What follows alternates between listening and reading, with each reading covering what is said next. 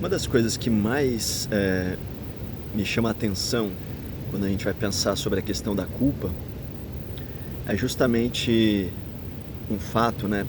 Por exemplo, na língua alemã, a palavra culpa é a mesma palavra que a palavra dívida, a palavra Schuld, né? Quando eles querem falar desse sentimento de culpa, o sentimento de dívida, eles usam Schuldgefühl, né? Mas a rigor essa palavra ela designa essas duas questões, tanto dívida quanto culpa.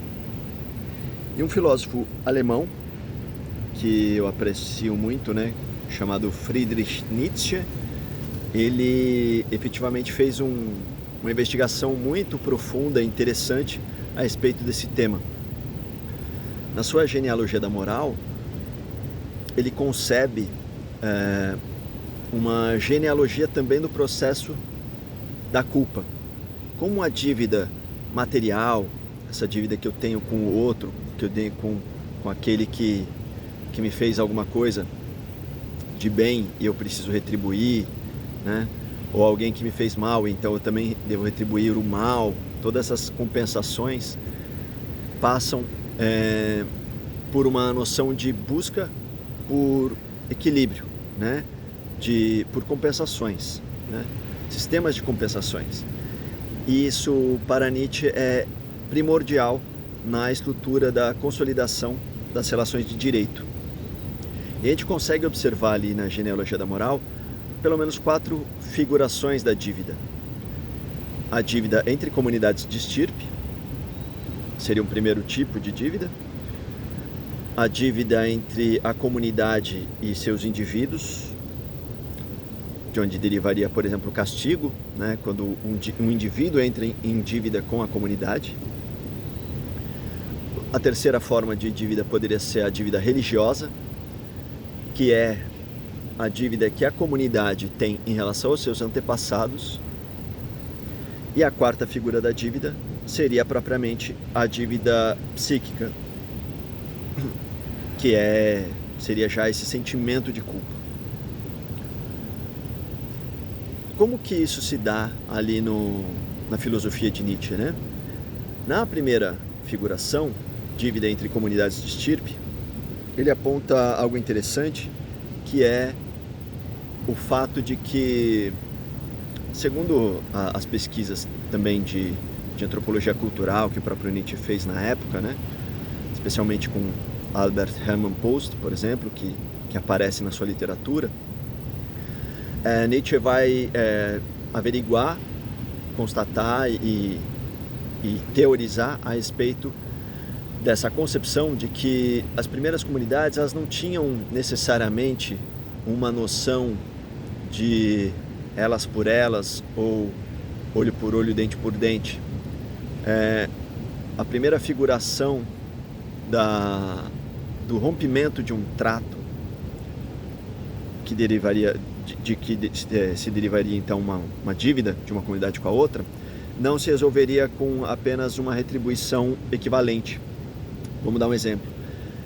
Uma comunidade A que rouba uma galinha da comunidade B, a comunidade B ela não vai chegar a simplesmente roubar uma galinha da comunidade A. Ela vai tacar fogo na comunidade A, vai destruir a comunidade A, por exemplo. Por quê? Porque o que está aqui não é a equivalência do dano relativo ao que foi subtraído, que seria a galinha, mas sim ao rompimento do contrato, ao rompimento do acordo, ao rompimento da paz. Então, a proporção da resposta a essa dívida não necessariamente seria equivalente ao dano, né, ao dano explícito, vamos dizer assim, né? Existe um dano implícito, que é, bom, agora eu sei que essa galera pode vir aqui roubar minha galinha de novo, né? E a gente ficar num ciclo perpétuo de nunca saber quando que a gente vai ter galinha em paz, né? Sem ninguém vir aqui encher o nosso saco e roubar a nossa galinha. Então, para mitigar ou resolver esse problema, a gente vai lá e taca fogo na comunidade adversária. Isso segundo essa perspectiva.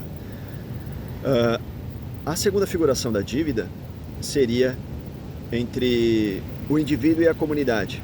Então, qualquer indivíduo que incorra numa infração dentro daquele regimento interno da comunidade, esse indivíduo então ele entra em débito com a comunidade, com a totalidade dos indivíduos ali, né? E aí daí vem a noção de castigo, né? Esse castigo ele precisa ser efetuado para que as pessoas da comunidade se sintam seguras, restabeleça-se assim algum tipo de equilíbrio e também fazer com que a manutenção dessa ordem sirva também como pagamento da terceira forma de dívida, que é a dívida com os ancestrais. Essa dívida com relação aos ancestrais, ela é fundamental literalmente, no sentido de fundamento, inclusive das sociedades. Qualquer sociedade, ela presta algum tipo de homenagem para os seus antepassados. E Nietzsche observou que quanto maior é a potência, a força que uma determinada comunidade tem, mais ela se sente endividada com os seus antepassados. E com alguma razão, já que estamos tão fortes assim, temos tanto alimento, tanta força, vigor, honra, valores, tudo aquilo que nos constrói, que nos constitui, que faz sermos vigorosos, estarmos prosperando aqui nesse território, tem a ver com o que os nossos ancestrais conseguiram conquistar, construir no passado. Quanto mais fraca essa comunidade é, menos ela se sente endividada com esses antepassados. Essa é a lógica que Nietzsche atesta e teoriza. E aí o que acontece? Quanto mais forte então a comunidade é, mais elementos ancestrais ela carrega consigo, elementos distintivos, mas também artesanias, equipamentos, ferramentas, são as técnicas que a comunidade desenvolveu ao longo do tempo. E quem que desenvolveu essas técnicas? Foram os antepassados. E a gente está vivo aqui hoje por causa dos nossos antepassados. Então, existe aqui ainda uma dívida, mas é uma dívida ainda exterior. O que quer dizer uma dívida exterior? É uma dívida que é pagável, né? Assim como eu tenho uma dívida com o padeiro que eu vou lá e pago, sei lá, eventualmente, né? Se eu tiver comprado fiado de alguém, ou uma dívida com um amigo que me emprestou um dinheiro, eu falei que eu ia devolver, vou lá e devolvo. Diferente dessa dívida, quer dizer, não diferente, mas semelhante, na verdade, a essa dívida que é externa, a dívida ancestral, a dívida religiosa, também ela é uma dívida externa. Ela é uma dívida que é pagável. Eu pago para os meus antepassados por aquilo que eles nos trouxeram, por aquilo que eles nos deram. E como que eu vou pagar isso? Eu pago através de incensos, eu faço oferendas, sacrifícios, mas, sobretudo, obediência. Obediência àquilo que foi estabelecido na tradição, aquilo que foi codificado na estruturação daquela estirpe, daquele clã, daquela tribo, daquela comunidade, daquela gen, etc. E até daquela polis, daquela cidade, daquele povo, daquela nação, e assim por diante. Esses grupos, eles vão ter, então, uma forma de pagamento possível, né? Mesmo que seja através de, como já dissemos, né, sacrifícios, oferendas e especialmente obediência. Obediência é o mais importante. Ela é aquilo que vai, digamos, salvaguardar a continuidade da estirpe. Por isso a tradição, ela tenta não se modificar ao máximo. Tentar ao máximo não se modificar. E ela tenta repetir os padrões de uma maneira rigorosa. Quando que esses padrões eles podem, porventura, serem transformados? Justamente com a introdução de outros elementos fora dessa cultura, fora dessa tradição. Então, às vezes, indivíduos que vêm de outras comunidades ou que trazem outras tradições, e aí, às vezes, a outra tradição traz um costume ou uma técnica um pouco diferente, mas que também funciona. Aí funciona, mas funciona um pouco diferente, mas funciona. Já não é preciso tanto seguir aquela outra que era rigorosamente aquela nossa tradicional, que a gente já viu que essa aqui também funciona, ela já está existindo aqui na nossa comunidade, porque veio uma rainha, porque veio uma princesa de outra aldeia, enfim, uma consorte de outra aldeia, ou o consorte, né, ou o rei, ou o príncipe, ou enfim, alguém de outra região que veio para a nossa aldeia, para a nossa comunidade, estabeleceu aqui novas técnicas, e essas técnicas se mostraram eficazes para aquilo que elas se propuseram a fazer. Então a gente consegue sobreviver com essas técnicas novas. Pois bem, quanto maior então a comunidade mais ela se sente endividada com seus antepassados. Então esses antepassados eles também se tornam muito mais potentes aos olhos da comunidade. Se uma comunidade ela é muito forte, esses antepassados eles podem ganhar uma espécie de estatuto divino. Se tornam como se fossem deuses, né? E efetivamente daí surge, segundo a antropologia cultural de Nietzsche, seria então o desenvolvimento daquilo que vão a ser os deuses das comunidades. São os antepassados, né? Aquilo que eles trouxeram de vigor, através da sua genética, da boa genética, que nos traz saúde, que nos traz beleza, que nos traz vigor. Então tem o traço genético, o sangue, né? Isso é muito comentado desde das comunidades muito antigas, mas também as técnicas. Então, se eu aprendi a fazer o ferro, se eu aprendi a fazer a manipulação do ferro, do aço, ou se é a manipulação do bronze, quem são esses antepassados que fizeram essa tecné, construíram esse conjunto de técnicas que possibilitou, né, a nossa transformação, a nossa prosperidade, a nossa saúde enquanto coletividade. Então, esses antepassados deuses, né, eles se tornam ainda alvo de maior veneração, maior admiração, maior prestação de contas, né, literalmente. Então precisamos acender mais incensos, prestar mais obediência àquilo que eles prescreveram para a continuidade da espécie, especialmente da nossa estirpe, né, do nosso clã, da nossa linhagem, etc. Pois bem, acontece que em um dado momento da história surge uma nova configuração dessa divinização antepassada. E ela surge não somente ou exclusivamente entre os judeus, que a gente vai trazer aqui as reflexões que Nietzsche traz a esse respeito, mas especialmente numa repaginação da cultura romana. É interessante observar que o Império Romano, no seu declínio, né, ele passa por uma repaginação cultural. Olha só que interessante, é num processo de declínio, ou seja, lembra que quanto mais forte ela mais ela se sente endividada com os antepassados. Se ela começa a declinar, ela tem uma dívida um pouquinho menor com os antepassados. E ela pode então revisar algumas coisas da tradição. Falar, então, já que não está dando muito certo, talvez não era tão assim que a gente precisava seguir. Não precisa seguir tão ipsis literis essas coisas que eles nos prescreveram, os antepassados. Vamos fazer um pouquinho diferente. Nesse processo aqui, surge a figura de Constantino, ali já no século IV depois de Cristo, que vai abraçar o cristianismo e vai batizar o Império Romano. O Império Romano agora ele vai se tornar um Império cristão. Eu coloco muitas aspas assim. Eu, como alguém que tenho estudos e um certo apreço pela palavra, né, e pelos ensinamentos de Jesus, consigo ver todas as contradições desse Império Romano e daquela Igreja Católica que perseguiu gente, que matou gente, que torturou gente, tudo em nome de Jesus.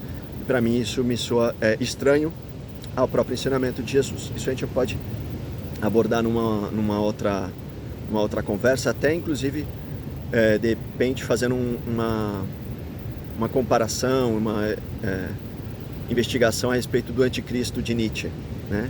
Quem é esse anticristo de Nietzsche? E, enfim, a gente pode problematizar aqui esse assunto de uma maneira bastante interessante. Mas por enquanto vamos pegar o seguinte: o Império Romano, como império, ele queria ser dono de tudo, vamos dizer assim. O império ele tende a isso, ele tende a um certo absolutismo, porque é muita coisa na mão de pouca gente. E essa pouca gente se julga mais capaz, se julga mais sábia, se julga escolhida por Deus para poder governar mais pessoas, né? Então ela tem uma certa consciência, autoconsciência de um papel privilegiado na configuração social, na estruturação cosmológica, na estruturação sociológica, econômica, política e etc. E é coincidente e interessante observar que quanto mais então esse Deus é um Deus supremo, mais então a voz de Deus aqui na Terra também se torna mais supremo, né? Se eu sou a voz de Deus, mas eu sou a voz de Deus do Deus romano, então eu sou a voz de Deus dos deuses romanos.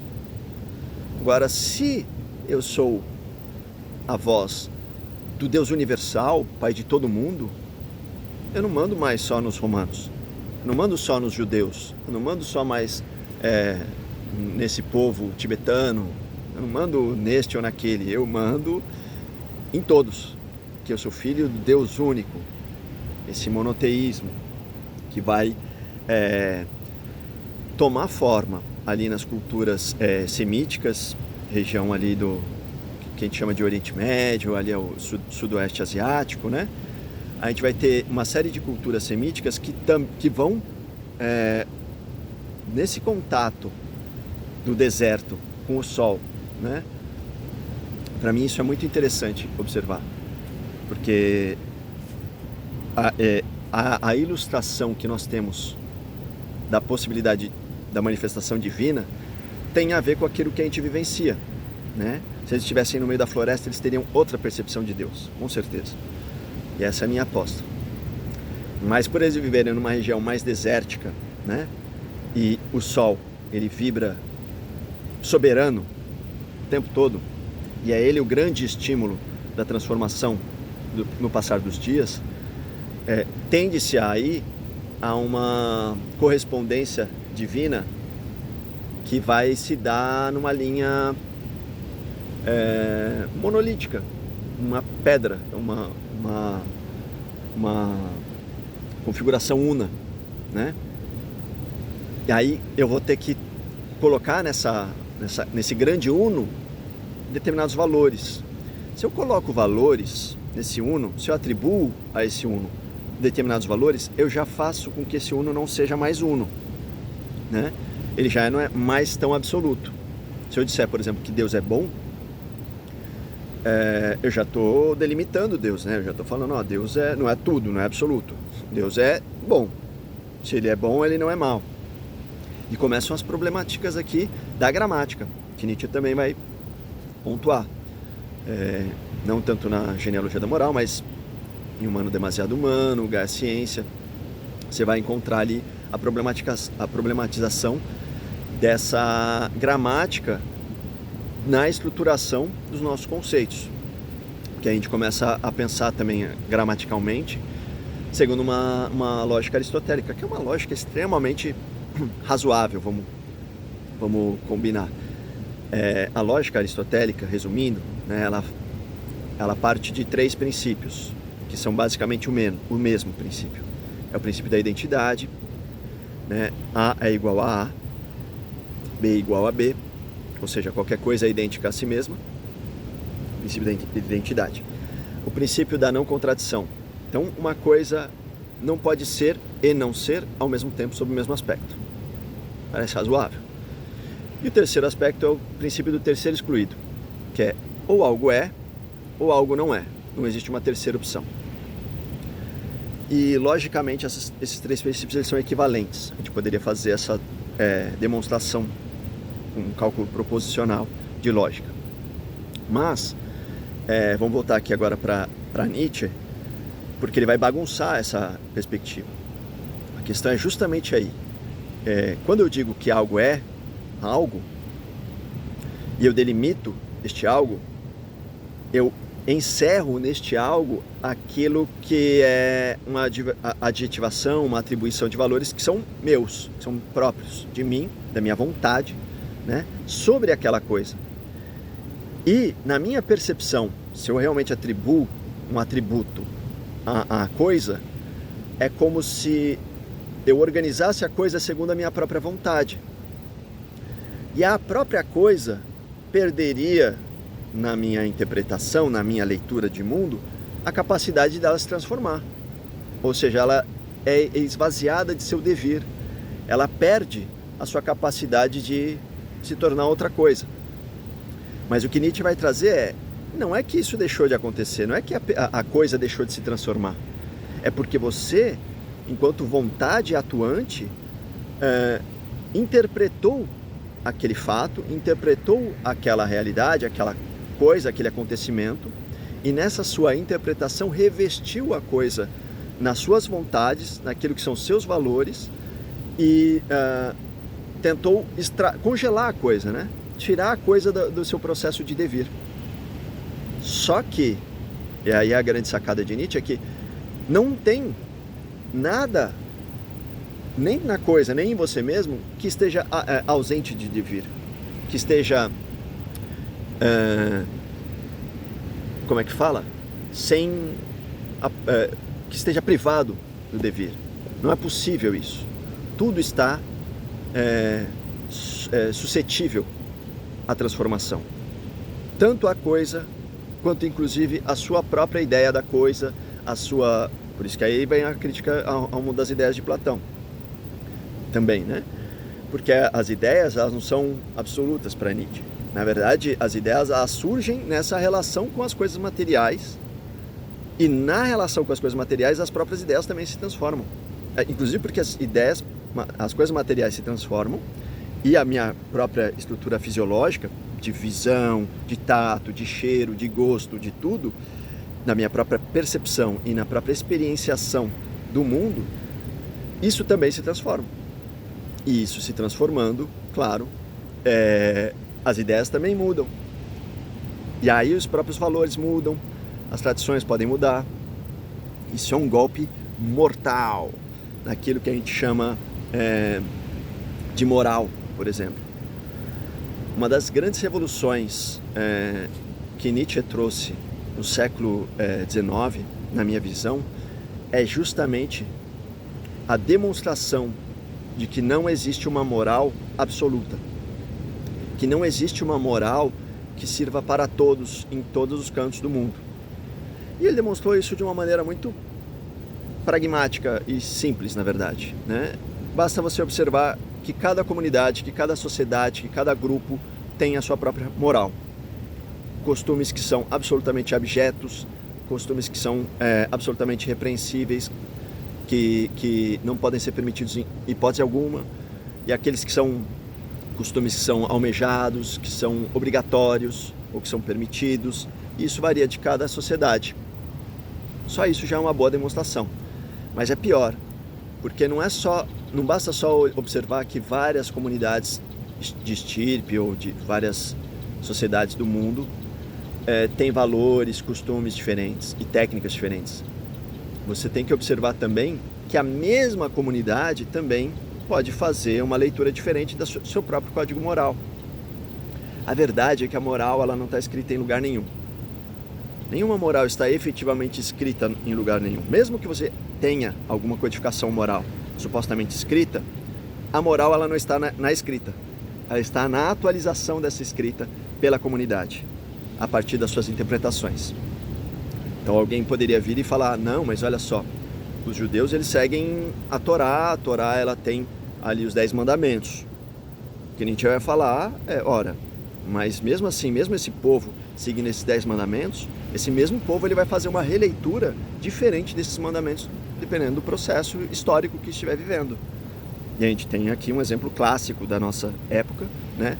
O genocídio de Israel contra os palestinos agora deixa absolutamente evidente a franca contradição de um povo, vamos dizer, um povo supostamente judeu, que eu não sei o quanto cada um daqueles governantes são judeus. Eu sei que existem judeus vivendo em Israel, mas o quanto aqueles governantes são efetivamente seguidores do judaísmo, eu não tenho tanta consciência, né?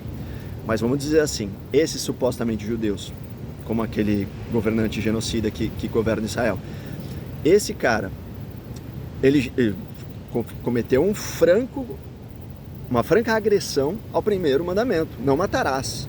Está escrito lá, não matarás, não está nem falando assim, não matarás, a não ser que tal coisa e tal coisa, papapá. Não, ele está dizendo não matarás, acabou, né? E aí, como que você vai se defender disso? Vai falar, não, mas espera lá, que fez assim, fez assado, em tais circunstâncias. Isso já é a comprovação que o Nietzsche queria trazer. Você já está manipulando do jeito que você quer, que você acha que é interessante, aquilo que está escrito como codificação moral absoluta. E Nietzsche está falando, não é absoluto. Não é absoluto. Isso vai ser atualizado de acordo com as forças de vontade envolvidas a cada processo histórico, em cada território. As forças de vontade, né, que são as forças fortes e forças fracas, mas são sempre forças, relações de forças, né? E as forças podem ser ativas ou reativas, ou seja, forças de atuação para fora, de destruição, de criação, de transformação, que é a força ativa, e a força de conservação, de retenção, que são as forças reativas. Tudo para subsistir no tempo precisa do equilíbrio saudável entre essas forças que se extrapolam para fora ou que revertem o vetor para dentro, o vetor da força. E é nessa transformação que surge, né, a atualização dessa moral. A gente pode observar na literatura e até em comentários, até em vídeos na internet de pessoas que estudam Nietzsche, como Nietzsche um crítico da moral. E Nietzsche é um crítico da moral, mas ele não prega, não chega a defender na sua filosofia que a moral seja estrupiada, amaldiçoada, negada, ou vilipendiada, sabe, ou rechaçada, ridicularizada. Não, a moral, ela tem o seu papel histórico. Ela serve a algum propósito, a alguma coisa, alguma força. Era imprescindível surgir para que nós, enquanto comunidade, pudéssemos subsistir enquanto espécie. Então a gente precisa ter um pouco de previsibilidade. A gente precisa ter um pouco, sabe, saber que, a pessoa não vai entrar na minha casa e pegar as minhas coisas, não sei o que é o meu vizinho, que é o meu amigo, que vai, né? Eu tenho que ter alguma previsibilidade, saber que algumas coisas estão seguras, que não vão acontecer qualquer coisa todos os dias. Essa é a condicionante moral que faz com que a nossa subsistência seja possível. A gente precisa ter um pouco dessa previsibilidade, tanto daquilo que a gente vai oferecer para a nossa comunidade, quanto daquilo que a gente vai receber. Senão a gente se perde no processo. E perde totalmente a capacidade de individuação, né? Quer dizer, a gente não vai conseguir se tornar ninguém. Imagina, como que eu vou poder me transformar? Vou poder viver até os 30, 40, 50, 60 anos, se eu não tenho ninguém que pode confiar em mim. As pessoas só vão confiar em mim se elas souberem que eu tenho algum extrato moral, alguma codificação moral. Só que o que Nietzsche traz, como eu disse, não é para negar a moral, mas para superá-la. É a superação ou a suprassunção da moral. Essa palavra em alemão é Aufhebung, né? E essa noção de Aufheben, de ultrapassamento, né? Ela tem essa ideia de ultrapassamento, de alguma coisa que vai além, mas também tem uma noção de que carrega consigo algo daquilo que foi superado. Então, claro, se eu for falar, sei lá, faz sentido que eu diga que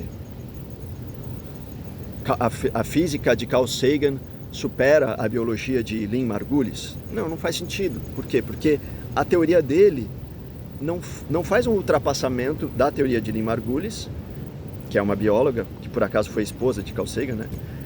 Mas não só não faz um ultrapassamento da teoria dela, como nem sequer carrega algo da teoria dela. Ele está falando de outros assuntos. Então não faz sentido eu falar que ele supera a teoria dela. Faz sentido, por exemplo, eu dizer, se eu achar que é isso mesmo, que Lacan supera Freud. Vou dar um exemplo, não estou nem falando que isso seja o fato. Mas isso faz sentido. Por quê? Ele supera Freud por quê? Porque ele carrega coisas que Freud disse, né? Mas ele transcende, ele traz algum elemento a mais, né? Ele vai além, né? Ele ultrapassa também a própria teoria freudiana. Estou agora só explicando a noção de Aufhebung, tá? Agora vamos voltar para o Nietzsche. Então, pensando, por exemplo, em Hegel ou em Marx, tem um pouco disso também. Eles falam muito na questão da dialética, né? Essa noção de Aufhebung, você ultrapassar a coisa a partir do limite daquilo que tem se construído daquela coisa. Só que no caso de Nietzsche, aquilo que há de ser superado é a própria moral. Então a superação da moral não é uma negação da moral, não é falar outra coisa, falar de outro assunto. É pegar o que a moral nos trouxe de mais avançado e superar, e ir além. Se a gente quiser pegar um trecho de Nietzsche onde isso fica mais claro, sobre como ele defende a virtude da moral, por assim dizer, a gente pode pegar aquele parágrafo, eu não estou lembrando agora se é 186 ou 188, de Para Além de Bem e Mal. Ele vai fazer uma espécie de elogio da moral, mas um elogio segundo o entendimento de que a própria moral ela tem aspectos que são aleatórios. Não é uma moral kantiana, supostamente universal, que eu alcanço por meio da razão. Ele fala, não, meu irmão, essa moral que você acha que você alcançou por meio da razão, ela na verdade ela é fruto das suas vontades, e as suas vontades você nem é capaz de conhecê-las todas, porque elas são fluxos de forças que vieram muito antes de você, que te atravessam hoje pelo território que você atravessa, pelas pessoas com quem você convive. São forças que te atravessam, que te registram, e você pode ter esses julgadores internos, esses juízes internos, né? E a gente tem isso, né? E isso é a nossa moral. A nossa moral, a rigor, são esses juízes internos. São, será que eu posso fazer isso? Aí eu escuto minha tia-avó, que já morreu, e falando, não sei o que lá, não pode fazer tal coisa. Fulano não sei o que lá. Eu escuto meu tio-avô, meu bisavô, ou eu escuto um primo meu que brigou comigo, e aí eu falo, então moral é fazer o contrário do meu primo, porque o contrário da minha tia, né? Porque eu vi que minha tia é uma fracassada na vida, então eu vou fazer tudo ao contrário do que ela faz, e para mim a minha moral vai ser essa, né? Ou seja, essa moral não está escrita, a moral em si ela não está escrita no lugar, no texto.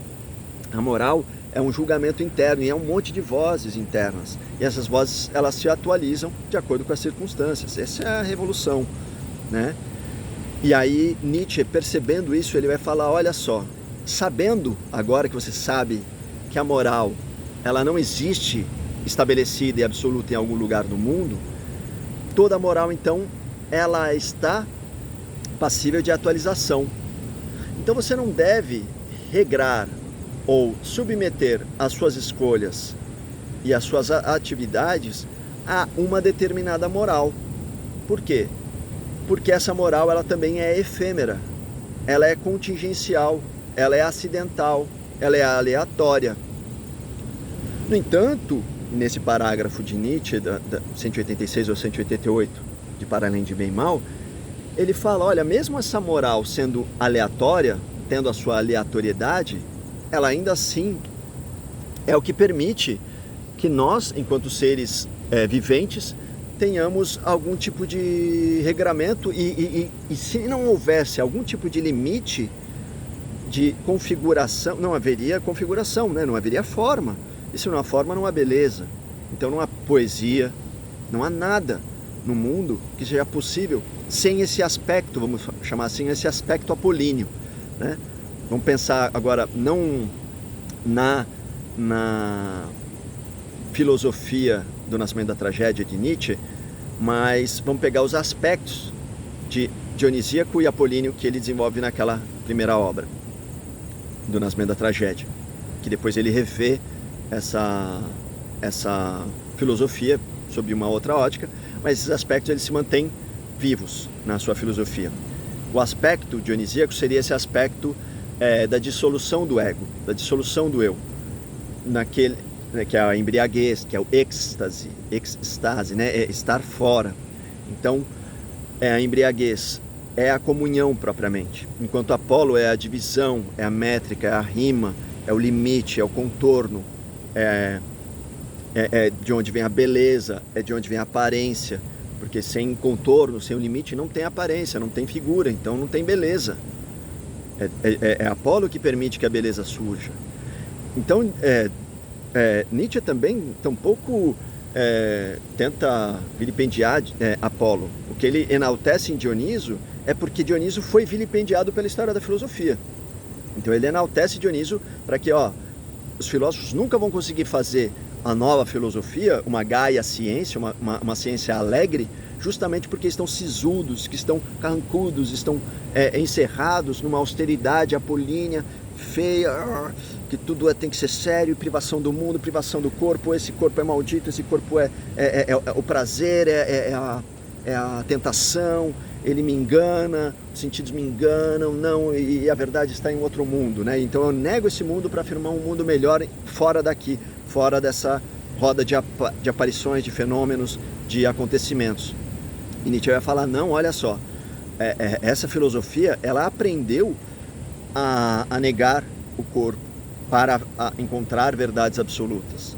E para encontrar verdades absolutas foi preciso negar o corpo, porque o corpo ele era aquilo que fazia com que a verdade se atualizasse, ou seja, nunca fosse absoluta. Ela está sempre sendo revisitada, sendo atualizada. Então, é imprescindível que haja algum equilíbrio dinâmico entre as forças apolíneas e dionisíacas, por assim dizer, né? Ou forças ativas e reativas, né?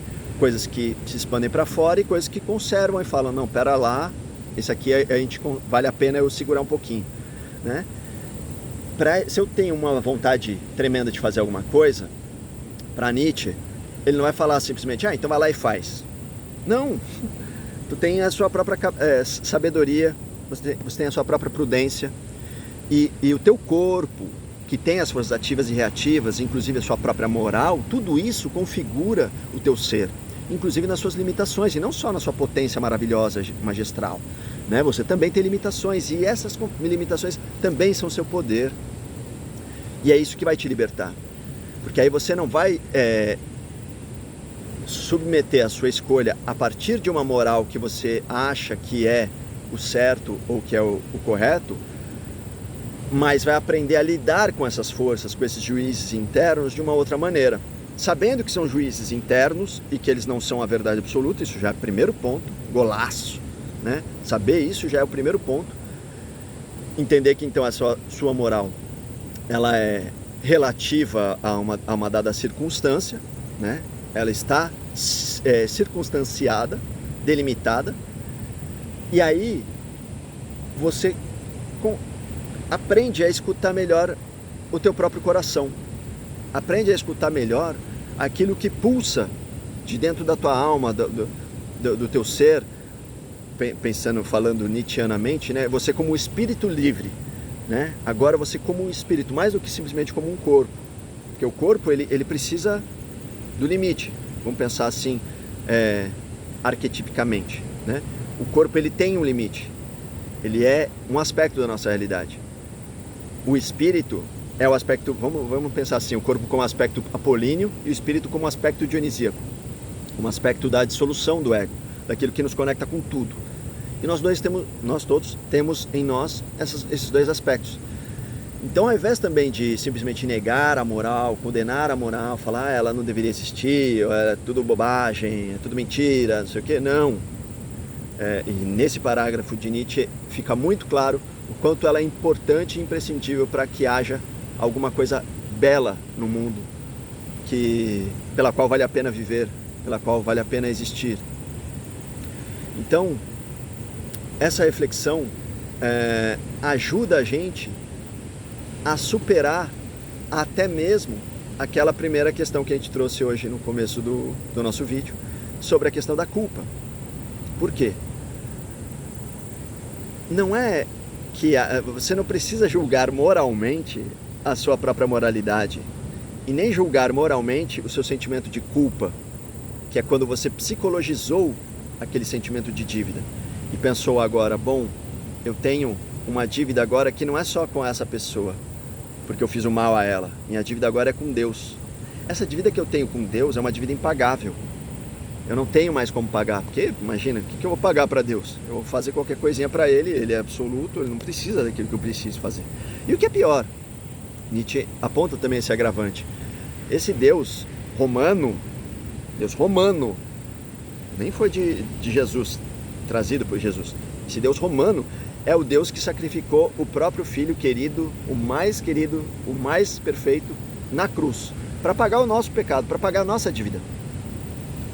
Ora, se eu estou endividado com um cara, e o cara vai lá e quita a minha dívida de graça, assim, ao invés de eu achar que agora está tudo bem, eu me sinto mais endividado ainda. Porque agora eu não só tenho a dívida que eu já tinha, mas a dívida agora desse outro filho que ele sacrificou. E isso é muito sutil e permanece na cultura cristã mundial, de uma dívida impagável. Mas Jesus não veio aqui para se sacrificar e resolver a nossa dívida e pagar a nossa dívida? Não era isso? Por que eu tenho que me sentir mais culpado ainda? Por uma questão de dominação moral, né? E aí que está a chave. Eu supero essa dominação moral.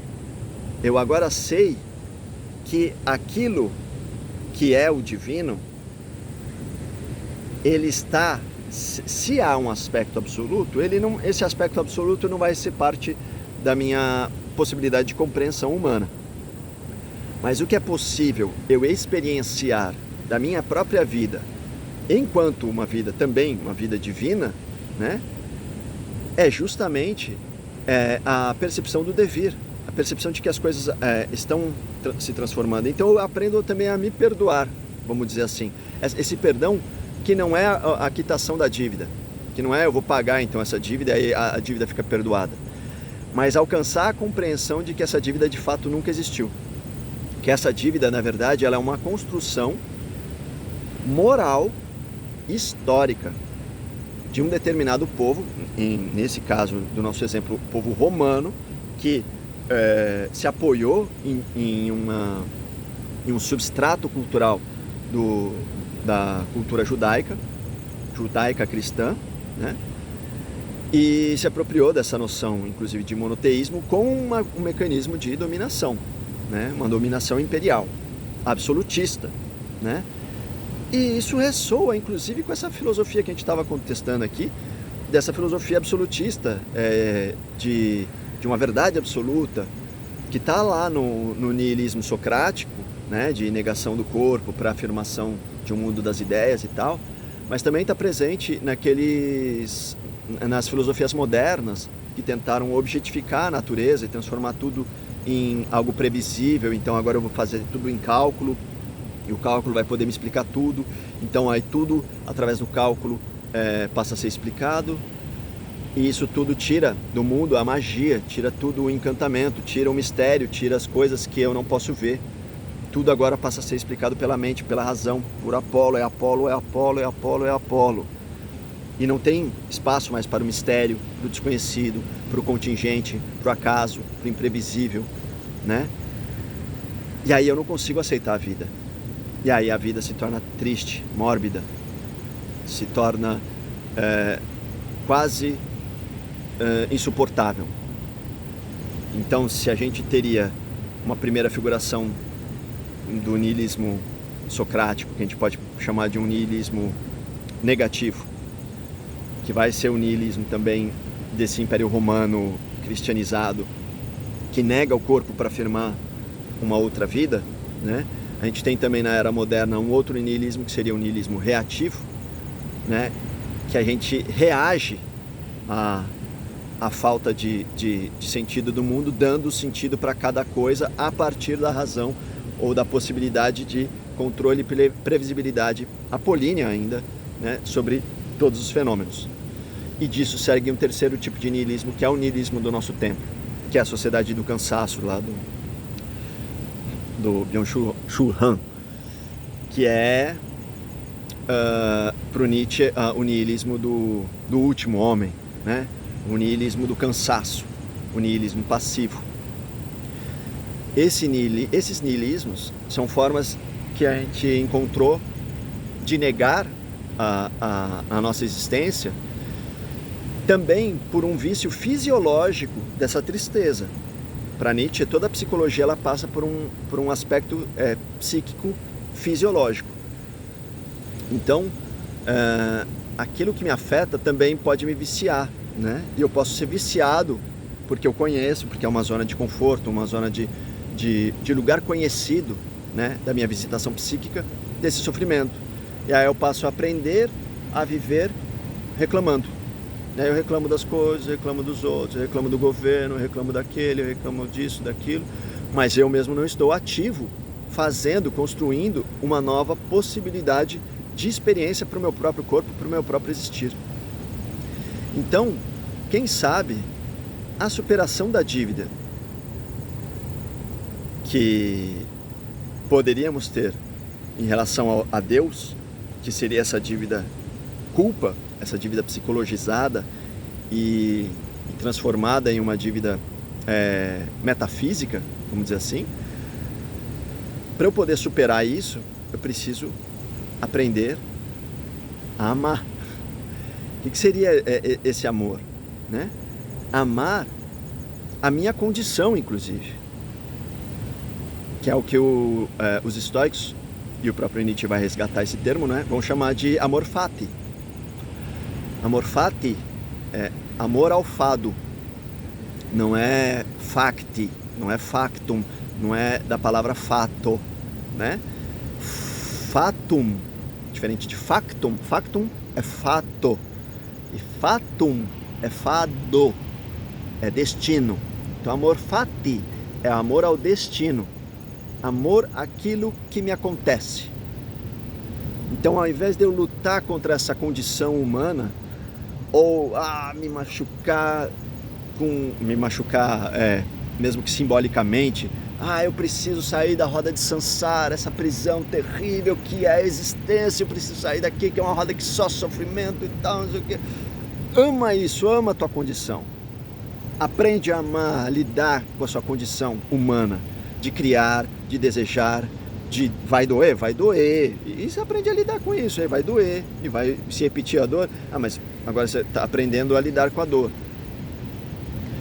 E é interessante observar, né, que quando Buda alcançou a iluminação, o corpo dele não se desfez, ele virou purpurina e acabou. Não, ele continuou vivo. Depois teve uma hora que ele teve que se pôr de pé, saiu andando, literalmente andando, com o corpo físico dele, foi comer coisas, foi ensinar, foi dar o seu ensinamento para outras pessoas. Então ele ainda tinha corpo, ele ainda estava vivendo nessa materialidade. Ele não negou a materialidade, não se matou porque agora isso aqui eu estou livre da roda de Sansara e agora a materialidade se esvaeceu. Não, isso aqui é uma condição humana e eu estou condicionado a viver tal qual um humano. E aí, a gente vai aprender a amar a nossa condição, ou vamos ser sempre nihilistas que negam a condição para viver a zona de conforto dos afetos tristes, né? Como diria Spinoza, né? Aquilo que nos enfraquece, mas que a gente ainda consegue seguir resmungando, né? Mais um pouquinho. Então, quis trazer aqui uma reflexão para a gente pensar sobre essa dívida que a gente às vezes sente que tem em relação a Deus, ou em relação aos antepassados, ou em relação a todos aqueles que permitiram, possibilitaram que nós estivéssemos aqui, né? Mas de uma maneira que a gente possa também superar essa dívida e superar também essa moralidade, usando toda a moralidade, todos os ensinamentos ao nosso favor, não simplesmente negando, rechaçando ninguém ou condenando ninguém. Espero que vocês possam ter feito algum proveito disso, dessa reflexão, e a gente se encontra numa próxima oportunidade. Até breve.